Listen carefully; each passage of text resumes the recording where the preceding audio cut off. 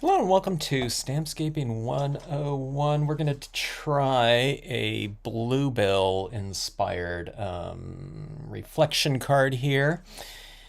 As I wrote in the description, a Bluebell painting video popped up on my YouTube feed, and I don't know, I just looked at the little icon and I didn't watch the video, but I thought that looks really cool. I thought we'd try something like that with stamping here. So, quarter page card with a quarter page reflective area right here. And I'm going to use my little dancer here, and I thought if she's kind of in a bluebell meadow, it's one of those things where you can color the dress that she's wearing any color you want. So it's be appropriate to do some blue tones with that. So I've just grabbed a bunch of colors with my acrylic paint pens here in both the 0.7 millimeter and the 3 millimeter sizes. I noticed those bluebells. Okay, bluebells don't grow around me, so I've noticed that some of the videos out there, when I looked it up, they're more in the blue tone range like that, but a lot of them are much more kind of violet colored like this, okay? But I've grabbed both of these, and then I've also grabbed some colors in my colored pencils in that spirit, okay? Specifics really aren't, that important to me. I just kind of get the gist of the different color schemes, and I kind of grab a range of, light tones, medium tones, darker tones. Usually the mid-tones and lighter tones are the ones that I focus on a little bit more when it comes to stamping, but there you might run into some areas where there are some deeper shadows. Okay, so I'm going to stamp out my imagery on a piece of semi-gloss cardstock here. You can use a matte, and I'm going with this one so that I can use my colored pencils on it. I think I'm going to have a lot of control over it with those. And we're going to go with the Sedge Cluster small stamp here, okay? It's the 265D stamp. And I'm going to stamp that across the bottom of this to represent my shoreline area right here. And then this has this kind of sedgy cluster right here, and it has this shoreline, or the sand and rocks as it transitions into that. I mean, it could be dirt down here, but it's kind of meant for water. And that part right there, the lower portion of this, is going to be stamped on the top portion of this foil, but I'm going to use the StazOn for that. A lot of people are trying things like water-based inks on foil, which will never work. It'd be like stamping something on glass. Not quite, but you need something that's going to adhere and dry on that type of material. So just keep that in mind. You want to use your, and I could be doing this in my StazOn up here as well, okay? But I thought I would try to add in some colors on here with my alcohol inks, and you don't want to really use a StazOn with alcohol inks. I've done it on some pieces where I've allowed the StazOn to dry quite a bit, and it worked out okay, but I'm not doing like a big slathering of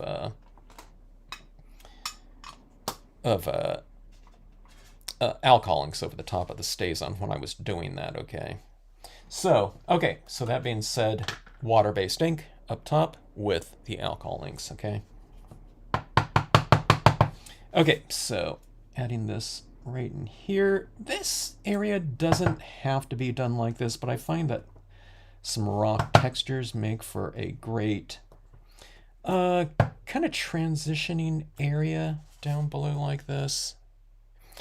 So what this will look like is you get a little bit half and half like that, and you get that little transition area like so. Okay, now I'm going to be filling all this in with some additional colors, so I have some gaps in here. Doesn't really matter because of that additional texture that will be utilized on here. Okay, I'll be adding more things to that lower section later on by the way of foreground and such. But let's fill this out up top. I'm going to plant some trees up here as well. And then this is just a quarter-page card, so I'm not going to have too much space in here for my additional imagery. So I think I'll come up with about like this. So that's what you use your sedge filler for, which is basically a grass texture stamp like this. Okay. Overlap, change the angle slightly maybe. You don't have to change the angle, but it just kind of makes it merge a little bit better. And with this little figure here, I just have to leave space for her. I'm going to plant some trees to each side of her. You know, like some trunks or something like that would be really good, but I thought I would use my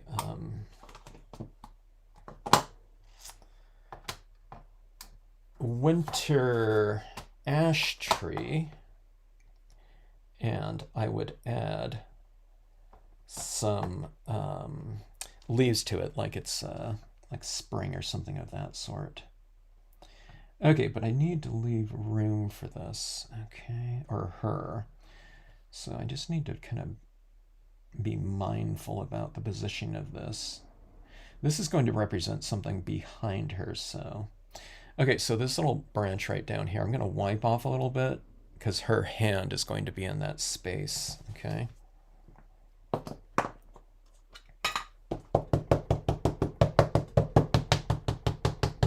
And I'm just doing this black. You can do it in, I don't know, you can add some brown to it if you want to. Maybe I'll try that here, just to get a little bit of variation, slight variation. It's not going to read too, it might read pretty strongly. This is a pretty wet brown pen. It's dark brown though, so I'll just see if I can get a little bit of variation there. Okay, now let me see. It's this branch that would be going into her hand. So I'm just wiping off some of that ink right there. And then I'll take a look right there and we'll stamp this out. Stamps in scenic stamping don't have to be used in their entirety because, you know, if you're out taking a photograph of nature, inevitably you're going to have imagery running out of the frame, right?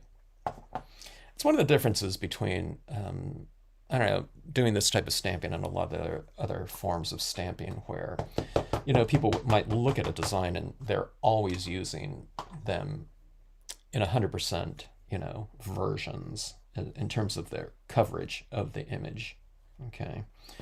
Scenic stamps, you know, you can just use certain portions of them. You can certainly use them in their entirety, but you don't have to, okay? Okay, so she is right here. This is going to go right here. So I get some of these branches right here, and we'll wipe off the ink off some of that so that it just stamps out a little bit lighter there, okay? And this is just, that's just the loose way that you can frame things off and overlap them to where they're not interfering and you don't have to do a lot of like super careful masking. Sometimes you gotta mask, you know, but more often times than not, you really don't. And I've designed the stamps specifically, you know, for that purpose, you know, minimal kind of, I don't know what you would call it, meticulous masking is, you know, called for with the use of Stampscapes, okay? Like I said, you know, sometimes it needs to be done, but when I'm stamping and using my stamps, I just want them to be, you know, utilized in the easiest way possible so that I can concentrate on other things that I like to bring into the fold, you know, coloring and things like that. If I don't have to cut things out and careful position, etc., you know, all the better. Okay, so that's my basic layout here. It's going to be a simple composition, and she's going to be reflected like that right in that lower section, okay? And let's see here. I want some foreground down here, and I'll probably go for some reeds or something like that. But this thing is bowed so a little bit, so it's not reflecting everything. I just want to get my bearings. Anytime you're doing a reflection card, kind of, hold it up like this so you can see what you're getting, not only in this top main area, but how it's going to be reflecting down below. Okay, so one of the things I've been doing too on my reflection cards is I'm creating a little bit of a stronger transition, separation between the main imagery up top and their reflected area. I like using these cattails or something like reeds or something like that, and you just really kind of overlap these and kind of get a decent cluster of them going in here. It doesn't have to read as like an individual, separate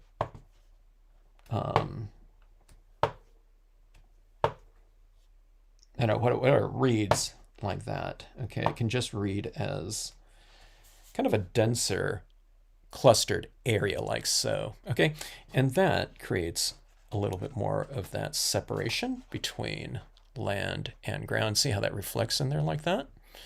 So it just, because it reflects right down there sometimes in a completely mirrored area, you can't tell where land ends and the surface begins like that. So creating that little separation like that, it also creates a little bit of a shaded area like so.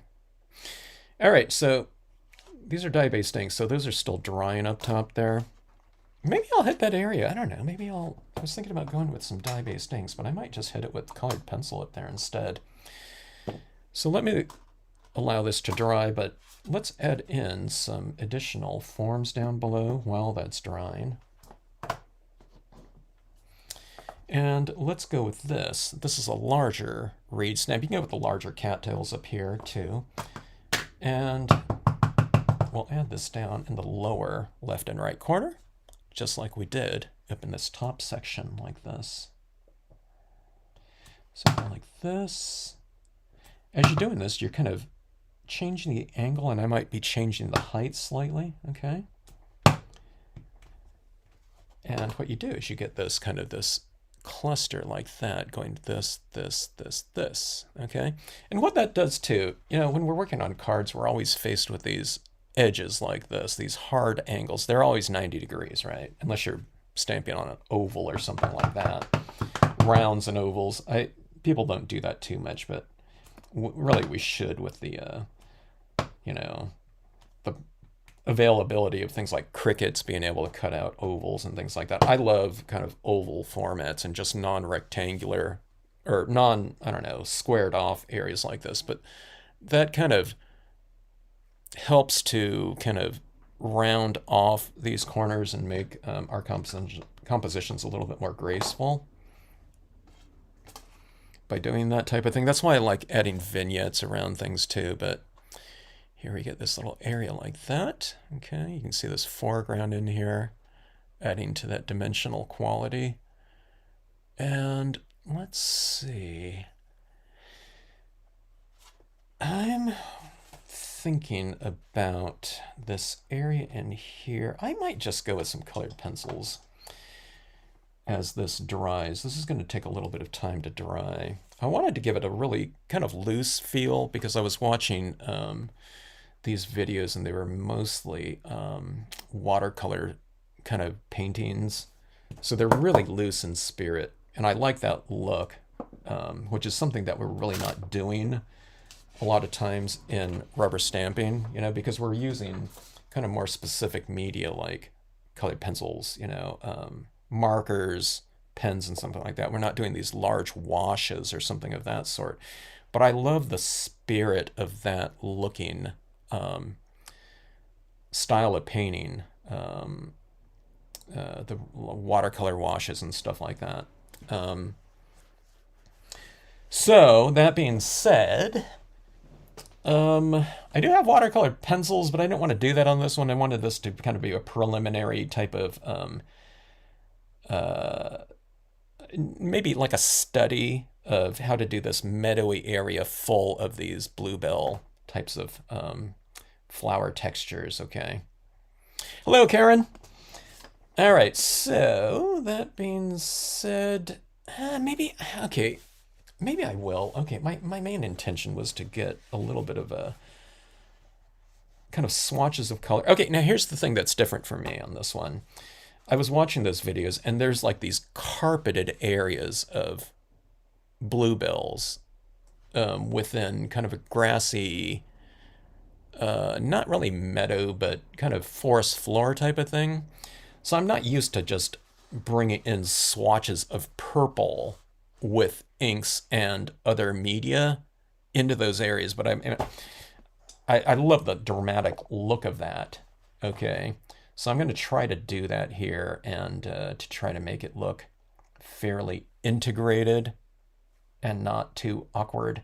I mean, that's what we're always trying to do, right? You know, we're trying to do something for the first time. You just kind of want to make it, you know, see what we can achieve close to, I don't know, what we're intending.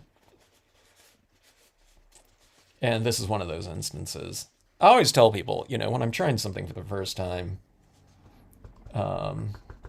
you know, it's for the spirit of kind of exploration and growth, you know, personal growth in terms of or artistic growth or whatever. So let's see how it goes. Okay, now I'm kind of smudging around my ink, which I was a little bit worried of because it's still a little bit wet. Okay, but like I said, I wanted to do some coloring in here with the alcohol markers, especially like on our dress. I think that would be the perfect media for that. I can go with colored pencils too, but the alcohol markers are a little bit brighter. So, all right, so let's see how this goes. Hope you're having a nice weekend, Karen.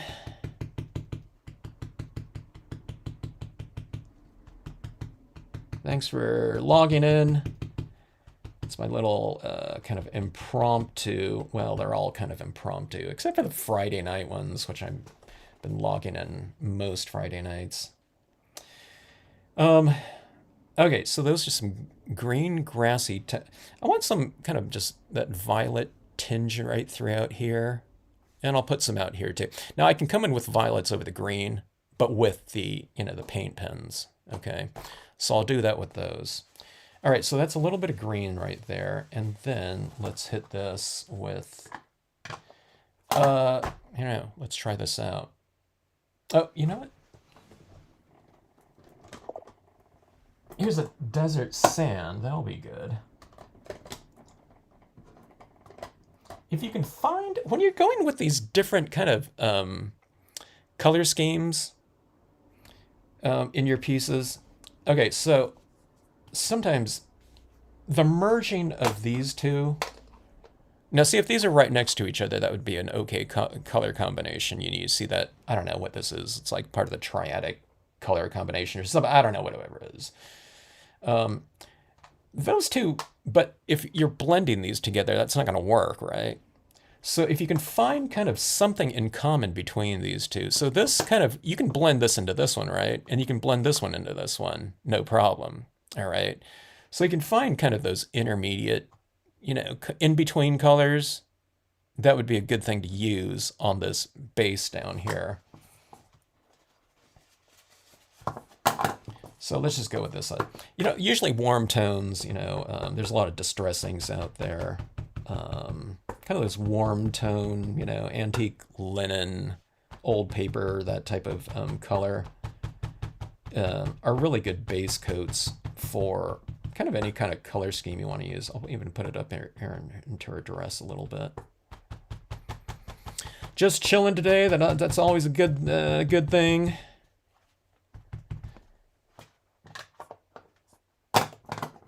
All right, so a little bit of that. It's a little bit of a peachish tinge within that space, and then I'll go over it with the, in this case, orchid, okay?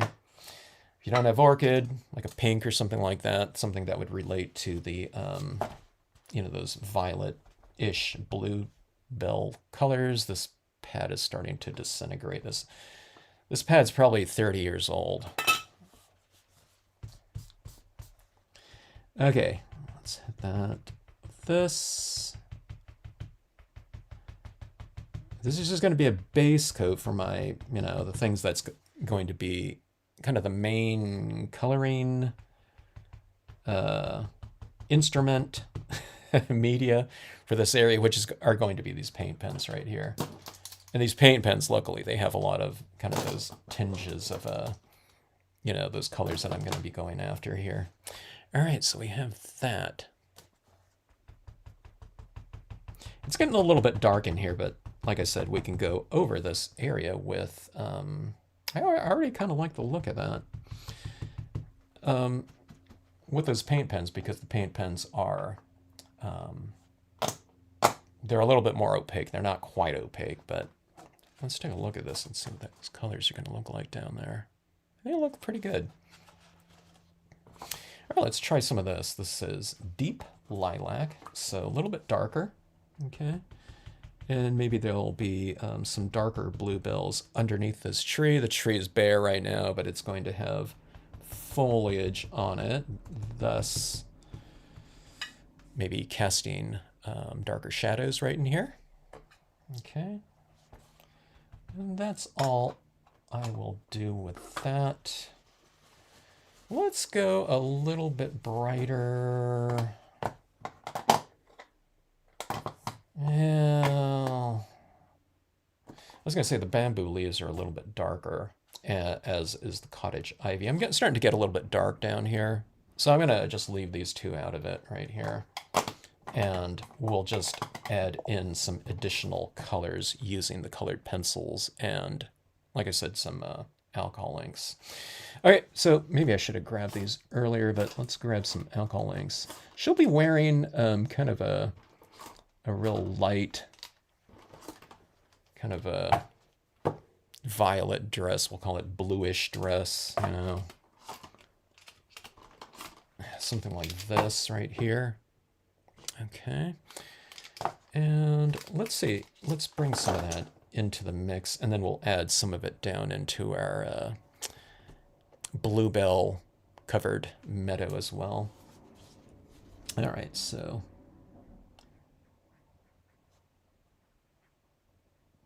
I'm kind of using this in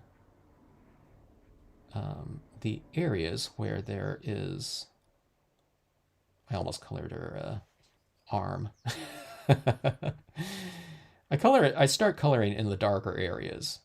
So you just look for the darker areas on the design like that, okay? Now this is a light pink, so I'm starting off with this one. And then I'll go darker, and then I come back to lighter later on. I don't know, they call it violets, but I mean bluebells, but in most of the bluebell painting vids that I just popped up, and I just kind of looked at the thumbnails, they were all kind of violetish, Some of them are probably a little bit more in the spirit of I don't know, maybe there's more than one type of bluebell, I don't know. But they were all kind of in the violet tinge. They definitely weren't just blues. They were a lot more of that violet tinge. But some of them were, I'd say like this, looked more like the accurate one to me.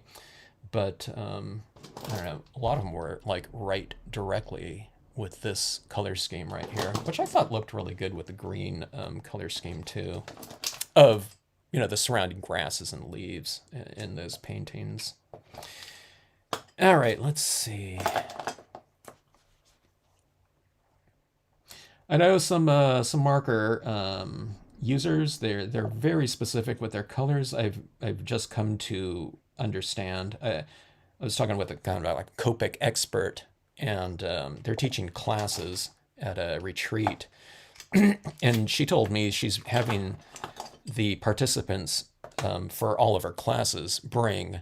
And it was like 90 some odd different, specific colors of Copics for those classes. I thought, oh my God, that's like more colors than I utilized in my design courses that I've taken on things like color theory But I thought if that's where it is, that's really interesting. That's like super kind of like almost almost scientific of a, kind of a application of those designs, which is cool, in many ways. It's almost like a, taking like a university course, much more in depth than mine ever were.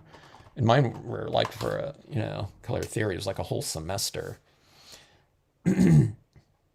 not 2 days or whatever, 3 days. All right, so this is a little bit of a peachish color, and this is kind of, somewhat like a little bit of a warmer tinge of this memento one right here. Periwinkle, yeah. Oh yeah. What colors were they, Karen?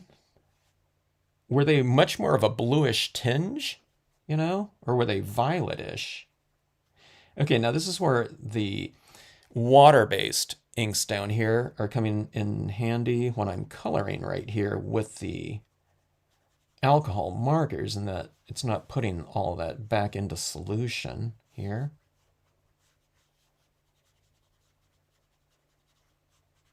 There's all kinds of things I'd like to see, like yeah, like bluebells in Texas or something like that, or um, different types of natural, I don't know, whatever, not phenomena, but occurrences, color schemes, and things like that.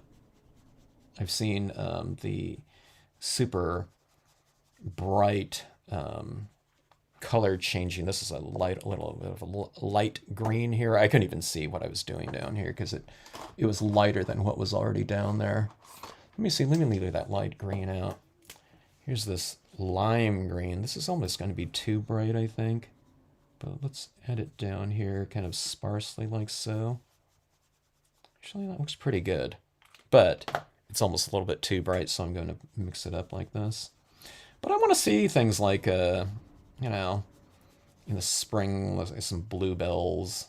I want to see fireflies or lightning bugs. Seems like people that have fireflies around them, they always call them lightning bugs.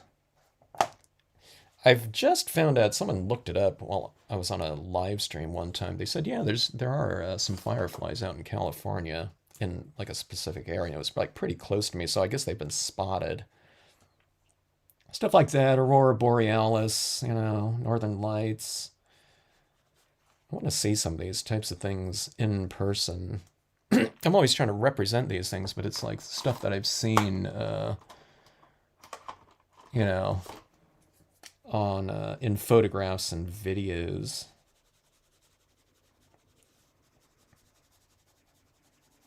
When I used to travel around, towards the end of like my heavy travel period, I started taking time to go see some local sites, and I'm really glad I did that.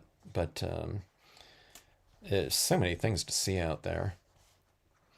All right, going with my little blender pen. I went kind of dark on her, so yeah.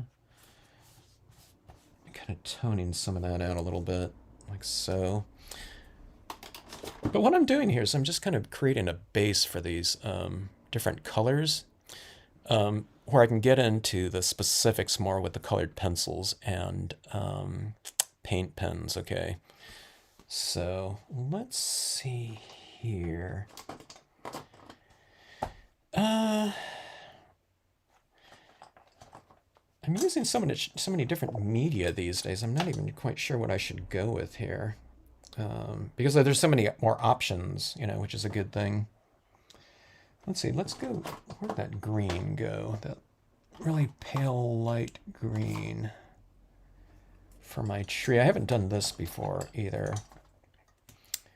But let's hit these tree areas with both the alcohol inks and the paint pens up there. I think I've just been going with paint pens, if I'm not mistaken, in kind of rendering more of a spring type of tree. But being that I'm trying this out here, let's go with some green up here. Okay.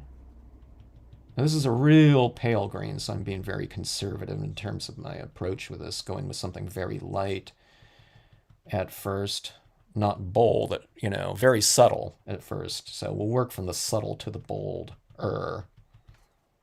in this process. That's how you can kind of get into things. You don't always have to do, or you really never have to do like super kind of swing for the fences types of marks on your pieces if you just kind of work, in this case, very lightly on top of, white. Or if you're working on a dark piece of paper, you can go with something darker, that doesn't stand out so much, and then work stronger into your contrasts. So that's what I always do with my pieces. It always it's like something that's very kind of unfocused, and it becomes a little bit more focused and focused and focused. Crisper and more defined. So I'm going with a very light, green here, to begin with. Let's see. They were bluer than wild violets are here. Wild violets sound pretty cool too. Or they sound very cool. Over in California, you get a lot of lupine clusters, and they're always kind of in fields. Well, I don't know about always, but you often see them in fields with some sort of white flower, but also with, California poppies. So you get that purplish, violet, and orange combination amongst the, the green grasses. I love that look, or that, whatever, that color scheme combination. And there was like a super bloom of that this year. I don't know if they're gone by now. That type of thing is usually in like February, but I think with all the rains that we had this year, it was I don't know. I think I was hearing reports like early this month on that.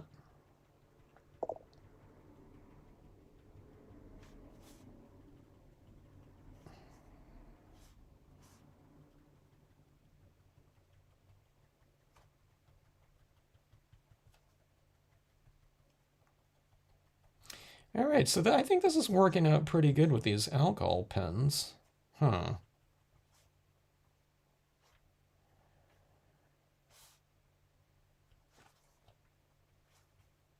I think this will provide me with a little bit of a more, kind of a varied texture for these trees than what I've achieved just solely with the acrylic paint pens. So whether that's a good or bad thing, I don't know. Because I keep adding all these different little types of techniques and whatever into my whatever process, and it's just giving me a ton of things to kind of consider these days when it comes to like multimedia applications. But I think it all kind of looks really good, but sometimes I can't remember how I did something because I don't know, I've tried like 3 or 4 different things or whatever to add to the 10, 15 other things that I've been doing. And I kind of I either forget how to do it or I don't go back to it for a long time just because I forgot, I'm doing other things. So, all right, let's try another tone of green here.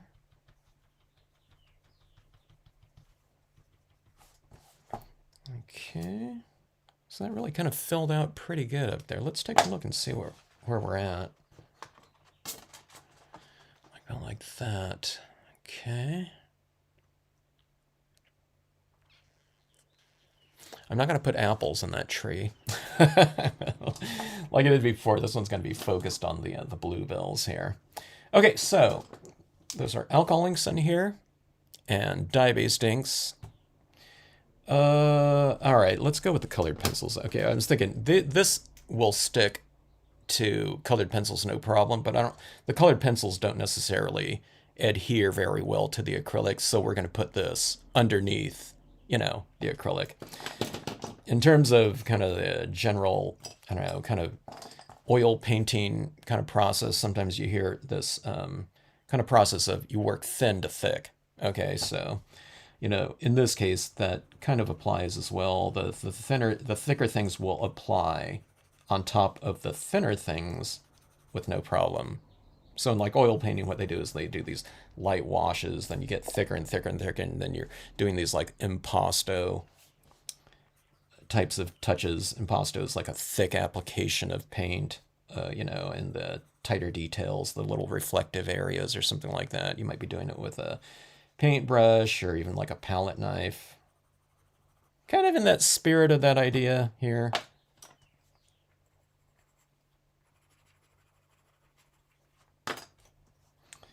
Okay, we'll hit this area down below with a little bit more of a shadow area. The green areas will get darker green. If this tree is casting a shadow on your purple areas, then it would be a darker violet like that, okay? I'm going to have her casting a little bit of a shadow right in here. It's not real specific, okay? I'm just kind of getting the gist of it here, of where the shadow would be.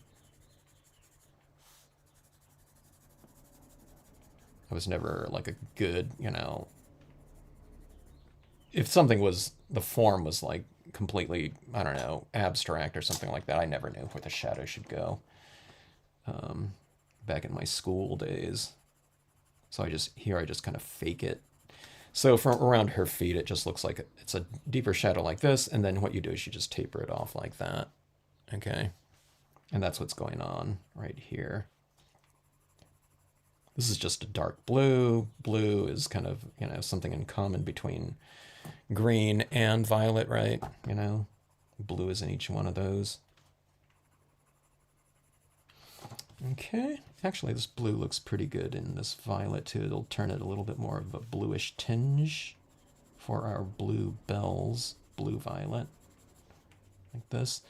And what I'm doing is kind of in those shadow areas of the design like that I can see down here, I'm just going over those a little bit to make those areas a little bit deeper with that shaded area, okay? The darker it is, I'll make this little area a little bit darker. But if it's in this, see this area right in here, it's a little bit lighter. I've left it a little bit lighter. I'm just doing a little bit of a darker tinge in that area, okay? So in other words, you know, if you're ever thinking about where you can add your shadows, you don't have to just invent them. You certainly could, but I just stick with those areas that are just inherently darker on the designs, and I just make them darker. See, it's looking more modeled in there now. This is because I'm just deepening the shadows, you know, the areas in there. In this case, it's where I've stamped out my imagery in black. I'm just going over those black areas more. Okay, so that looks, I think that looks better, huh? That this one blue pen really improved all that. Or blue pencil, I should say.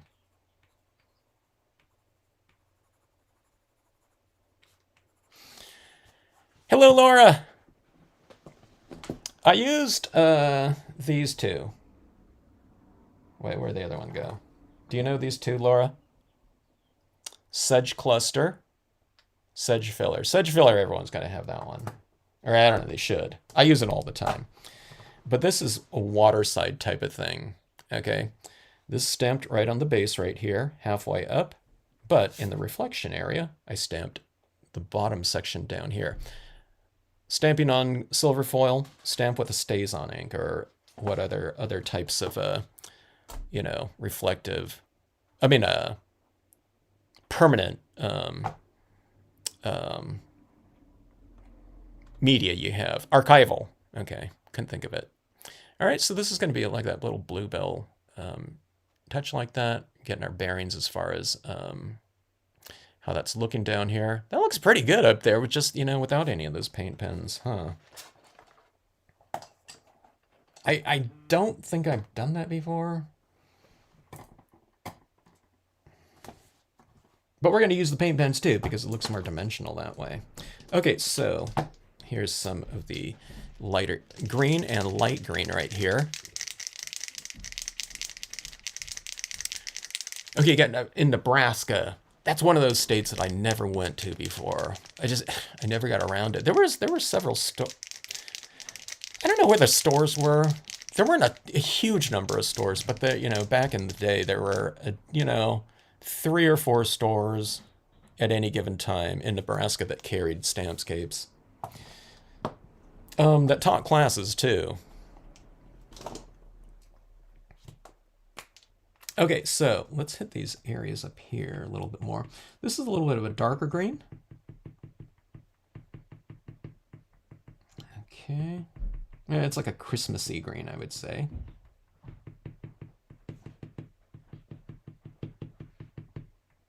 I'm not going to do too much of it because I think we've already kind of made a pretty good statement with the alcohol markers up there. And I don't know, a little bit of colored pencil work up there. It's like, I think I have to do, less of this, which takes a little bit longer. So I'm going to I don't know, someone remind me next time. And one of the things about this though, okay, if I put this in front of a black branch, it will look a little bit more like this leaf, in this case, that's what this dot represents, is in front of the branch, okay? When we're working with a transparent media, everything is behind the branches, okay? Because the darkest thing shows through.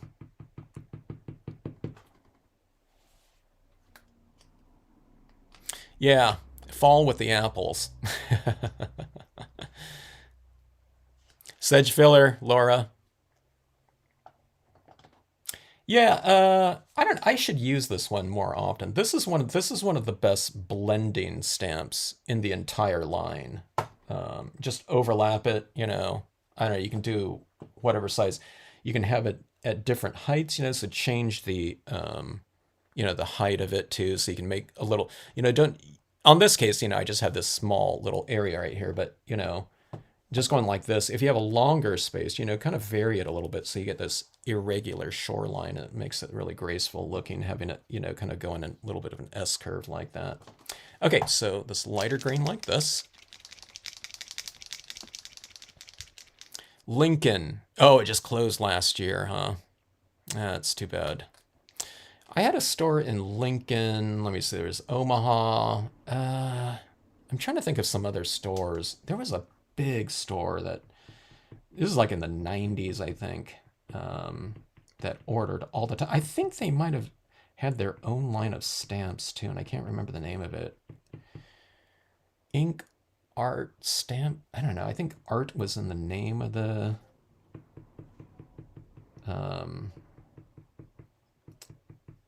name. Yeah, I can't remember though.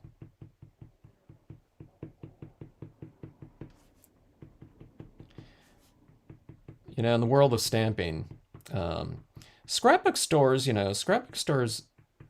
there were chains of them, okay? That didn't really happen in rubber stamping. There were some companies that owned multiple stores, like 3 or 4, okay, but it wasn't like a national chain or something like that.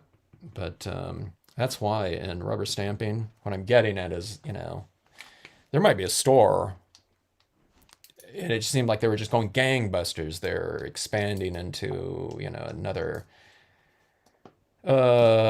whatever, open spot next to them. They're moving locations to a larger locations, things like that. And then, who knows? Like, they could be gone like the next year or something like that, or a few months after that. It was just so crazy. Things were just changing so much. Okay, so let's move into these violet toned pieces. I really like this transitioning down there. That's the first time I've done this before, so. Okay, so this is a little bit of darker violet, so I think I'm going to use this in kind of these darker areas, like, you know, that are down here. I'll have some of these dots going into some of that green for a little bit of that transitioning area.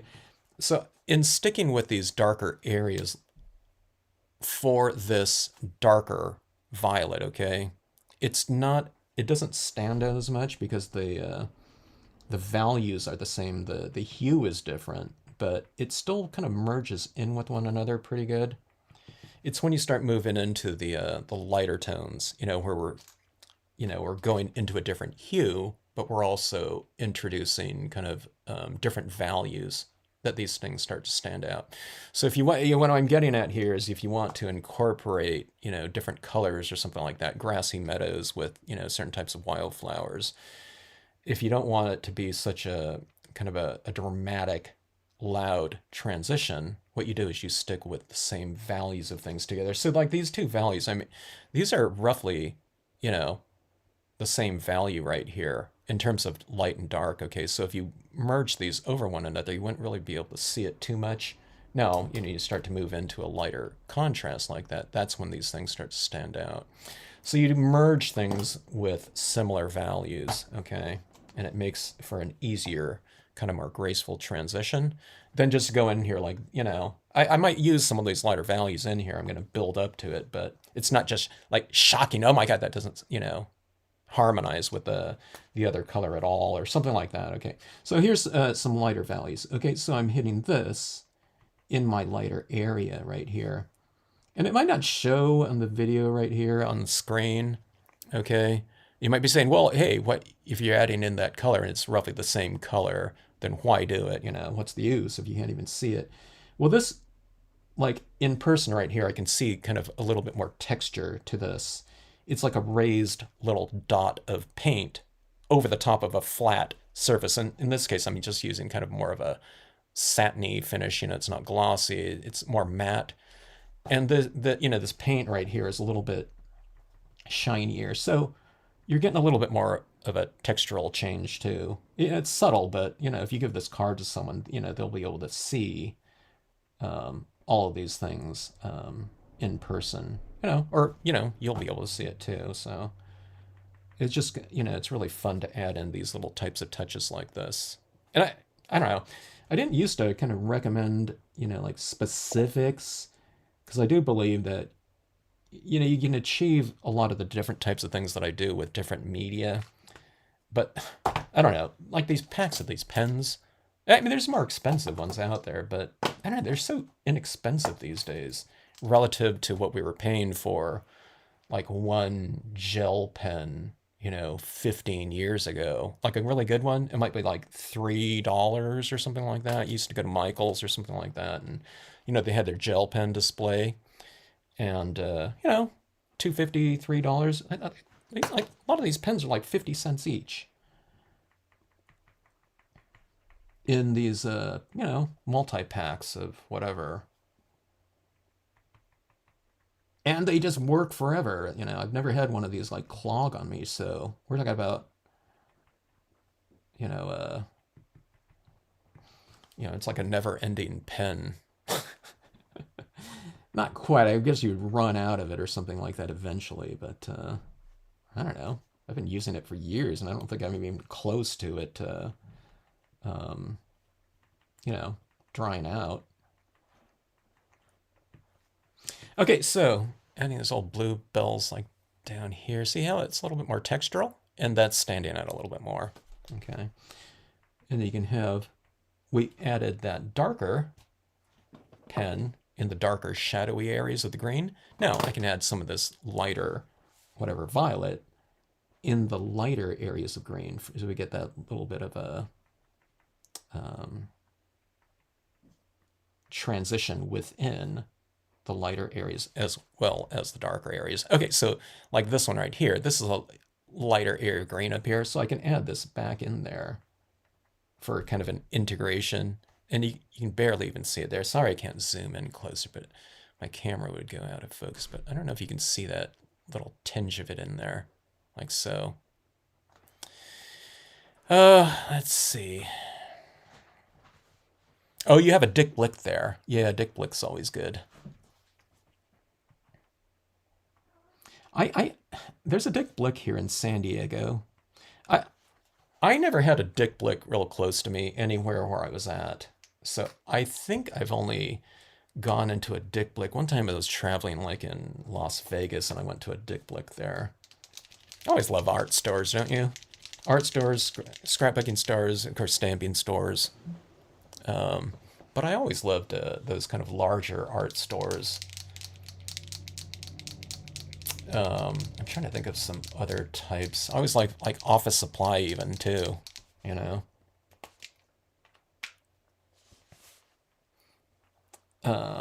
There used to be a Pearl store. I don't know if anyone knows Pearl. I don't know if they're online anymore or not, but a gigantic Pearl opened up near me in Huntington Beach once. I was one of the first people in there. It's like every display was like filled up. I think it was like a pre-opening or something like that. This immense store. They moved into a furniture store that had closed down.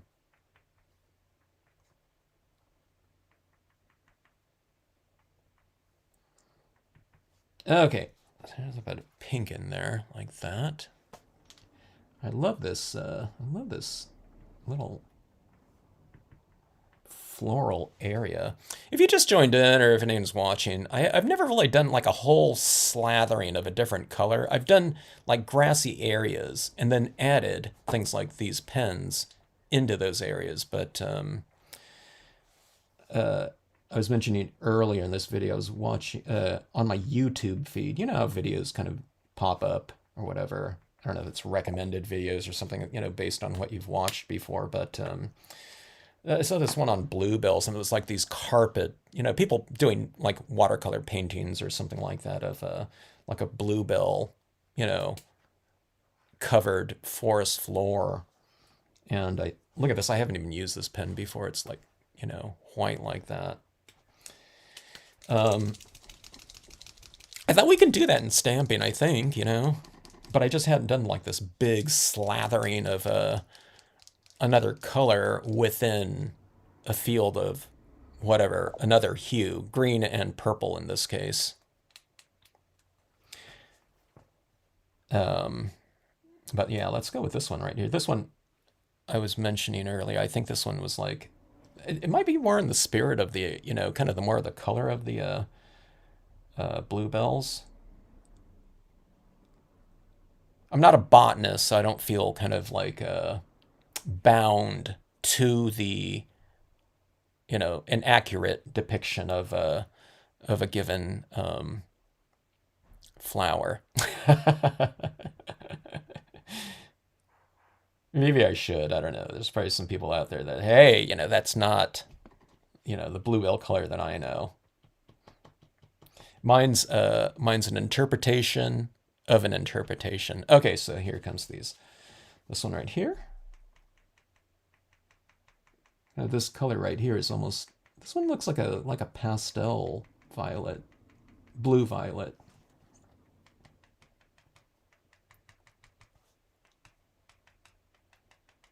I did a lot of ordering from Dick Blick for.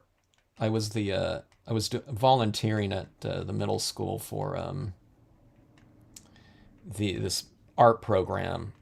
There wasn't art taught in my son's middle school, okay, but there weren't actually like art classes in the elementary and middle school, so I volunteered for this outside program that was covered by the whatever the foundation or whatever you call it, and I eventually took over the supply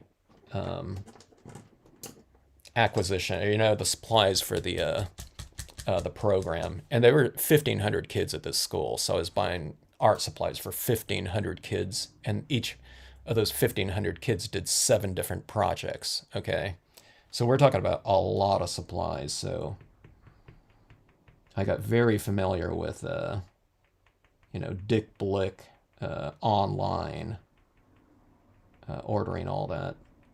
Whenever we'd get our shipment, and it was like a, you know, this delivery truck pulling up to the front of the building, and it was like you know, a lot of different materials. It was a lot of paper, I'll tell you that. Okay, so I'm going into white now. See that kind of highlighting in here? And what I'm kind of doing is I'm kind of clustering it. Okay, so if I'm shading in with colored pencils and things like that, you know, the alcohol inks in these darker areas within these forms, okay? Do you see where those lighter areas are? You know, it's usually right underneath the darker area, right? So that's largely what I'm doing right here. So on the top sides of the lighter clusters, I'm adding these little highlights like that. Yeah, not exactly. I'm not bound by it because I have to kind of spread it out a little bit.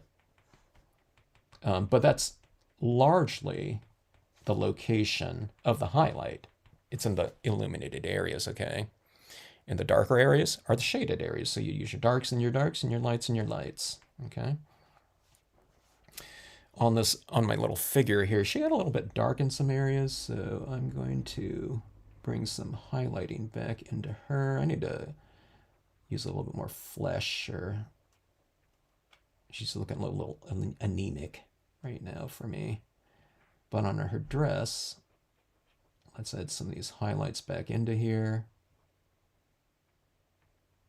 And I'm just kind of basing it where those lighter areas are on her. Now, see, in her leg right there, I didn't bother to kind of avoid going over that little strip of that leg, so I'm just going in here with this pen and just kind of redefining that lighting on her leg there. I'm doing it in white. Maybe I should do it in a tone. I think there is like one of these pens that are kind of, you know, a little bit warmer-ish, but still light. Rapidograph back in the 70s. That's interesting. No one knows rapidograph. Us technical pen people. That's interesting. How do you know? What was your brother doing, Karen? Was he like a draftsman or artist, art student, or graphic, you know, into graphics? For anyone that doesn't know, rapidographs are technical pens.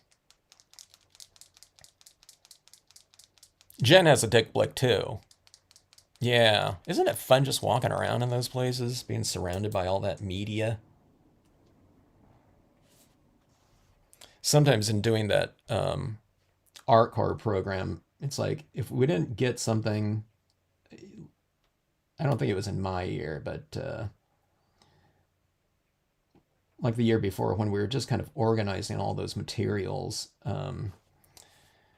I don't know, sometimes it's like, oh my God, we need this for like this project this next week. So someone would have to drive downtown San Diego and go to that Dick Blick to buy, I don't know, whatever type of paper or something like that. There's not a lot of those independent, you know, art stores around. You know, there used to be. I was never really aware of the ones that were in San Diego because I lived in Orange County and Los Angeles County, so I knew where to get stuff there. You know, my local art stores. This is a little bit of a pale orangish tinge. Actually, this would be great down here. But I love being in those stores. I always get stuff that I never, I don't know, wasn't. If I had something specific to pick up, I'd usually pick up other things as well.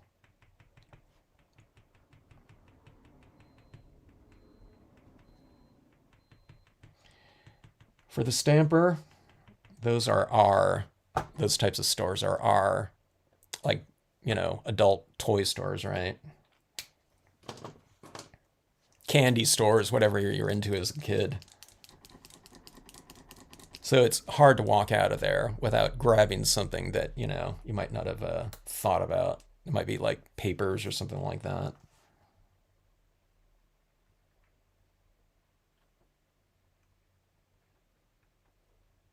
Okay, hitting her with a little bit more of a warmer tinge here. Okay, yeah, she looks more alive now. Less kind of like, I don't know, whatever, marble or whatever, like a sculpture would be, you know, garden sculpture.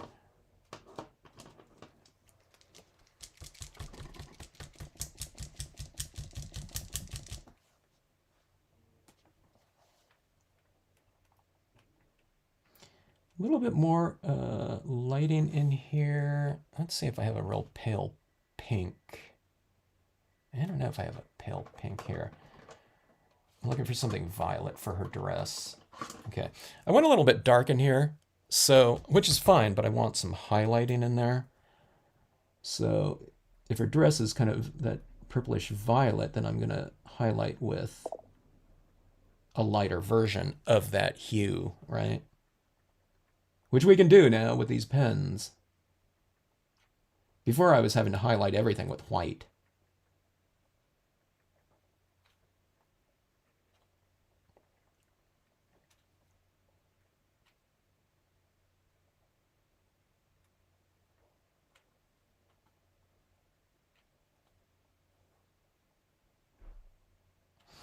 All right. So a little bit of that, and then the lightest one will be this white right here.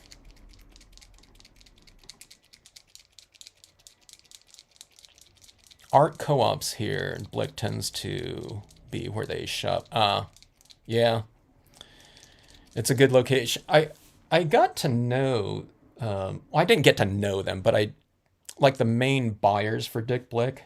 I met at the CHA show because I was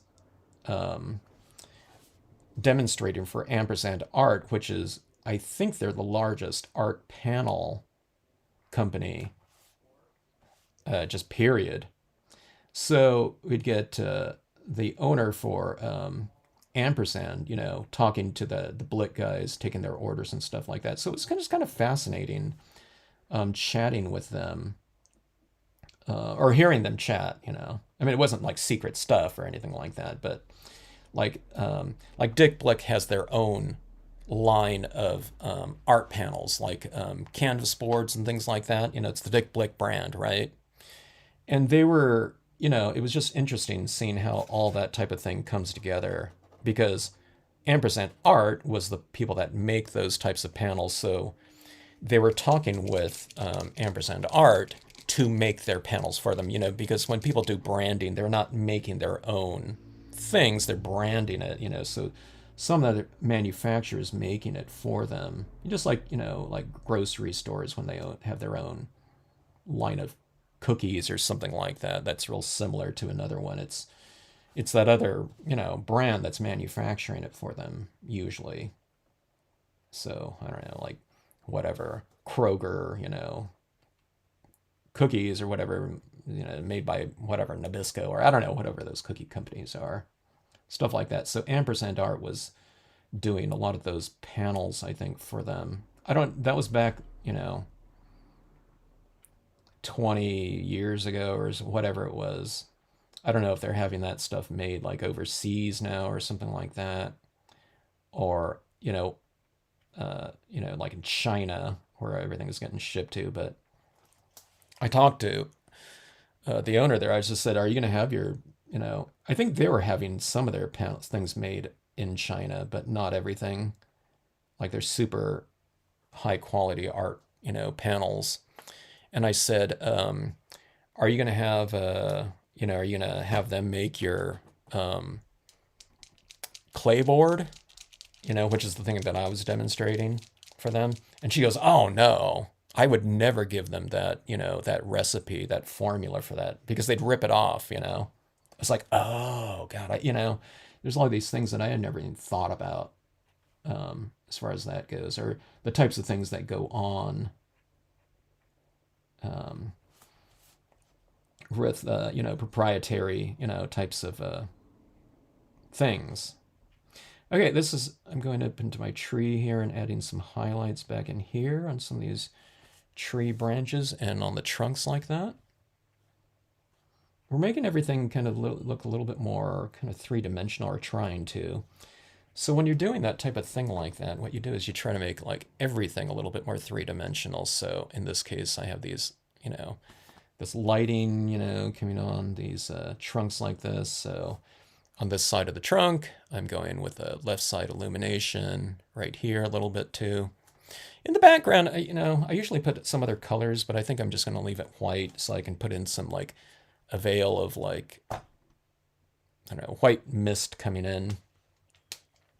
If you just joined in, this is what we're kind of going towards right here with the reflection card right here. I think this looks like a nice card like this, right?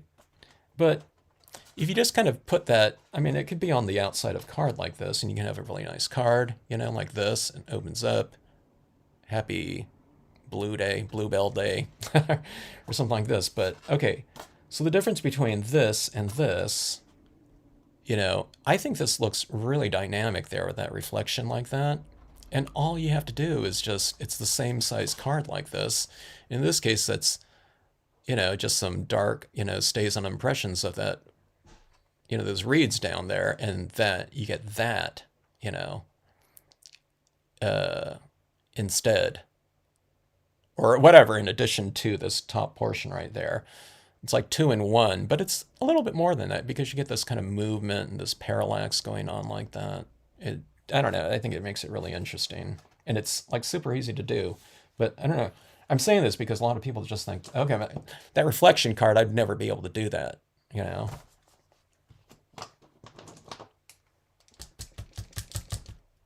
As an instructor, you know, and so you know, I got a kid. It kind of, you know, you don't want to hear kind of this defeat, you know, before someone even kind of does it, or you know, it prevents them from trying it. You know, you always tell your kid, hey, you got to try, right? So kind of in that parent mode, and also is doing all that volunteer work with middle school kids, doing these really awesome assignments.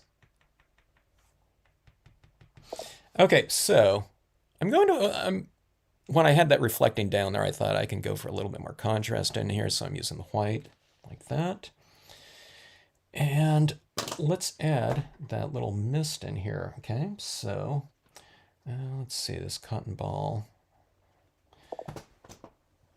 I use my cotton balls about two or three times before they're no good anymore. They get a little bit caked up. Okay. Someone said they don't like, they can't stand the tactile touch of cotton on their fingers. So when I was doing kind of a cotton ball type of thing, you know, little things you can put on gloves or something like that, you know, and utilize cotton. But I told them if that still feels weird to them, it might be the spongy part. You know, just go for something like a soft chamois or something like that, and that might be, you know, something that you can use, or you know, just find some other methodology. I use the cotton ball with my white pigment ink here just because, you know, cotton ball is one of the softest kind of materials that's also absorbent too when it's 100% cotton to use. But you can find all, you know, different kinds of alternatives. You just have to think about what you're trying to do. If you want a real soft application of something, then why not use a soft applicator, right? If you want, you know, if we're doing like, you know, crow quill pen, or, you know, sharp types of, you know, lettering or something like that, then you're using the tool that's appropriate for that. Other types of things that could potentially work, I told her, was, you know, there might be a stiffer brush than this. This one's a little bit soft, but they can dab in like this and kind of dab around like this. And sometimes there's those brushes, you know what I'm talking about, those ones that are kind of more, they're kind of flat on the top. It's almost like a stenciling brush, but you might be able to dab in here and then just dab on like that. Okay. So there's, you know, different types of materials that you can employ for these, you know, similar types of applications. Okay. So it's not just what I'm doing here. I use cotton, you know, for this type of application because usually everyone has them. Maybe that one person that, you know, from a tactile standpoint, they just can't, you know, they're, you know, they have an aversion to that, which, you know, people do, you know, that type of thing, to certain things. But just find something that would be suitable for you and test it out, you know. If you test out one thing and it doesn't work, it doesn't mean that you'll never find anything. But you see that haze kind of running around over the top of that little slope like that, and how it changed that texturally. I'm leaving that like that as is so that it contrasts against that softer area. So that area looks even softer and more illuminated, having that area just crisp like that. Okay. So you kind of oscillate your application of these types of things, darks and lights, soft and crisp, you know. I don't know, that's not very crisp, but crisper, okay. And this gets a little bit frayed like that, okay. So you just kind of squish it down like this and add it in like so. Now watch this around this tree trunk right here, okay. So I'll add it on some of the trunk like that. And it just becomes a little bit softer, contrasting against this sharper area up top like that, okay?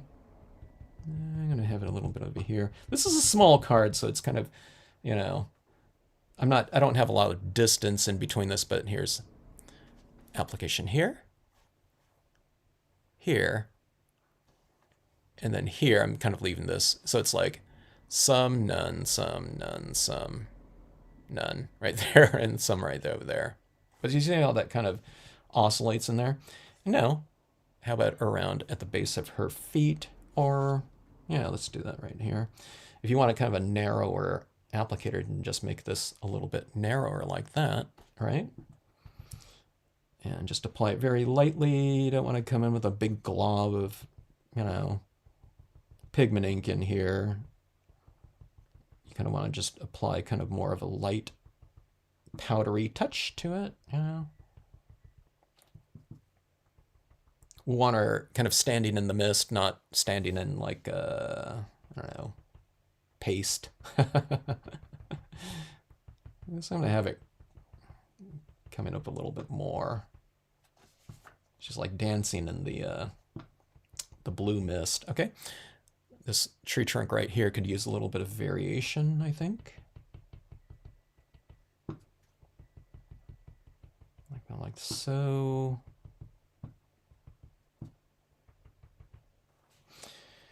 And how about in some of these trees up top here? Okay. Just anywhere where white meets color, like that. Hello, buddy Cheryl. Hello, Paula. Great to have you. He's a commercial designer for Garmin. Got it, yeah. You know, I thought there's this brand, Rotring Rapidograph pens. And I thought they were going out of business because I went to an art store and it's like, okay, we're not carrying this anymore because they're not distributing it in the US. I thought technical pens were just, you know, because everything's going computer. I thought, oh my God, you know, I draw all my designs with technical pens and this one brand of it. So I panicked a little bit and I bought up like a lot of the remaining supplies of the nibs and cartridge inks. And then I posted a video for them just saying, you know, here, ode to, you know, Rotring Rapidographs. And that's my most popular videos. I was like, I think there's not very many people that use technical pens out there to begin with, much less people that are going to be looking up Rotring Rapidographs. And that's, I don't know, it's still like my most popular videos. Which isn't saying much for my videos, you know. I don't get a ton of views, but yeah, there's a lot of people that still use those. Or a lot of comments I get are, you know, I inherited some pens and I'm trying to get them working again, so I have videos on how to kind of unclog them.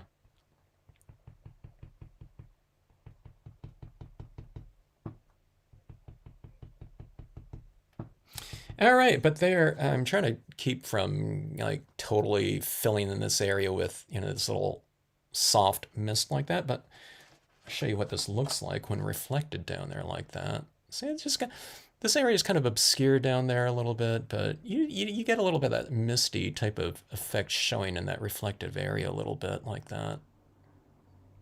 All right, now these little flowers in that meadow area, you know what I mean? It's not like blossoms falling from trees, but I'm tempted to put a little dot of, oh, maybe I'll kind of resist doing that. I'll put here, okay, so this is like spring up here, right? And I'm gonna put some white blossoms up in these trees because I want some little white kind of blossomy specks, you know, flowers to be in this surface area down here, just so we get a little bit of a kind of a floating looking, you know, element in there. Okay, so that being said, let's go with my white 3mm paint pen, and I'll put some white blossoms up here. It's not going to show up too much, you know, because these trees aren't really dark. So if I put a white dot in front of something like a light green, it's not going to show up too much, but it'll just kind of have a little bit of the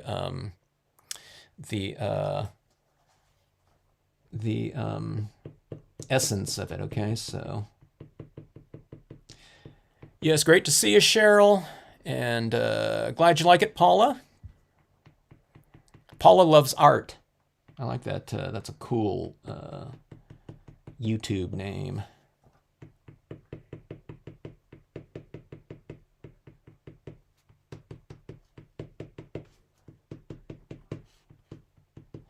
Okay, so just adding this up there. Like I said, you can't really see it up here, but I'm going to put like a couple little kind of isolated dots in here, and we'll put some down here as well. Some of these larger 3mm ones. So what I'm saying, or I don't know what this would be, I don't know, what's the word, inferring, but see some of these little white dots down here. So we got some of these blossoming flowers, these white blossoming flowers from the trees down into the meadow here. You can see, you know, they're a little bit of a larger size like that, but what we'll do is we'll put a few of those down here. I'm going to kind of cluster them because, you know, it's like there's little kind of air currents on the surface, and you get these little things that fall into the water kind of, you know, clustering together.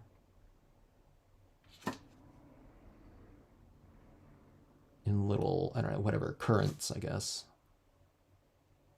And try to make these clusters a little bit different from one another. And we'll do a few kind of isolated ones like that.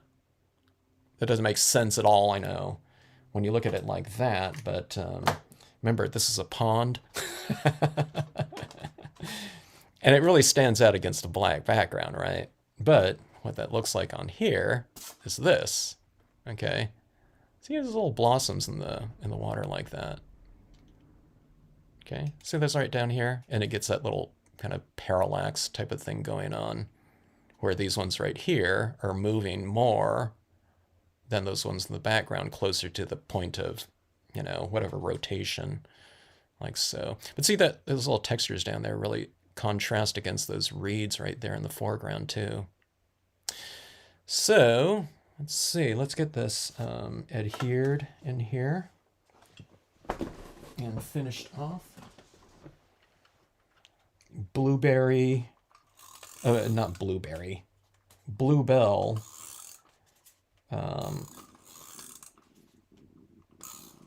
Scene, trial, experiment, take one, you know. Down like so. Try to get that butted up right in that corner as best you can. Get it lined up as best you can, so that you don't have to trim off too much around the edges if you're off by like a, you know, 1/8 of an inch or something like that. For those that are just logged on, this is a 1/4 page piece. Let me see something too. I might always get my smudgy kind of fingerprints in this silver area. The silver cardstock really picks up your fingerprints, so try to avoid that as much as possible. I'm not gonna do a card with gloves on it, you know. Some people do. I don't know. I don't. I'm sure I could do that, but it's not something I want to do at all. Okay, there's my cross pattern like that. I learned that in high school, doing layouts for yearbook. It wasn't to glue things down, it was just to designate where a photo went, though. But everything that I needed to know in life, I learned in high school.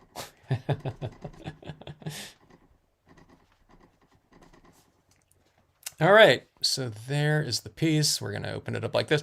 So I would put something out here. I'd put like a quote stamp or a word stamp like that. I would have some sort of blue, purple violetish thing out here going on the outside, probably leading little dots or something like that. I don't know, I'll figure it out. And then they open it up like this, and, a little bit of a bonus type of thing for, a card recipient, especially if they haven't seen it before. See that movement down there like that? Isn't that kind of cool? I don't know, people aren't going to look at it like this, but, if this just kind of move it around like that, there is movement to this piece like this down in that reflection area that kind of moves at a different rate. And when people look at these cards like this, I think it tends to invite kind of closer inspection too when they're looking at all these little things like this that are on there. And this is like as simple as it gets, in terms of like, card technique or whatever. But I just think it really adds to a really dynamic nature if it is something like a reflective area like this. Or just, I do these other things too where I'm not doing this reflective area, but it's just called a horizon card, where you have land elements down here, and this represents a horizon line where this is sky up top. So, that's always fun to do too. You can, if this wasn't water and a reflection, this could be, you can put like a pond down here. Like you can stamp out a pond or something of that sort, and stamp whatever you wanted. There could be like a word stamp in there. That'd be kind of cool, thinking of you or whatever. And, instead of reflection, this can just be the flat area, and then this is where the vertical portion of the card goes. This is like a rising surface up here, like a little, bluff where the trees are growing out, and she's right here. You can do anything like that too. Or, I don't know, this could be like a little grassy area down here with some more bluebells. And like I said, you can leave room in here for the greeting, whatever, happy birthday or something like that. So anyway, hello, Phyllis. Glad you like it. Let's see. 121. I don't know. Not a quick card or anything like that, but a lot of techniques in here and whatnot. Trying to figure things out as far as the bluebell kind of meadowy area up here. I don't know if I'll ever do just a straight green meadow anymore, though. I think that might look more interesting. Like I said, I've added in wildflowers into my meadows before, but not like a whole, not like in, in a field of color. Okay, I've always added the wildflowers on top of the green. Okay, I've done it in like a profusion of, paint pen dots and things like that before. But I think it's, I don't know, if you have this area that's like really covered in, a big, huge kind of, growth of whatever type of flower, I think that's a good way to go. I don't know, it's more interesting to me, I think. So, maybe it's because it's the first one I've done, though. I'll do it like 3 or 4 of them. I get tired of it, and go back to just the green meadows, green brownish meadows like we have here in California, are really more brown ones usually. All right. Thanks everyone for joining in. Hope you have a great rest of your weekend here. If you're in the U.S., we have a mostly holiday tomorrow. Memorial Day. I thought about doing something like that, in the spirit of Memorial Day, in terms of color scheme, blue skies, or blue waters or something like that, red kind of a sunsetty sky or something like that with some white clouds or something like that. You can do something kind of in the spirit of a kind of a poetic kind of interpretation of, the red, white, and blue done in a natural format or something like, nature type of thing. It doesn't always have to be specifically within the icons of, whatever holiday you're celebrating too. So, but I saw that Bluebell video on my YouTube feed pop up and saw that thumbnail and thought, let's give this a try. That looks really cool. So anyway, thanks again for joining in, and hope to see you on the next live stream.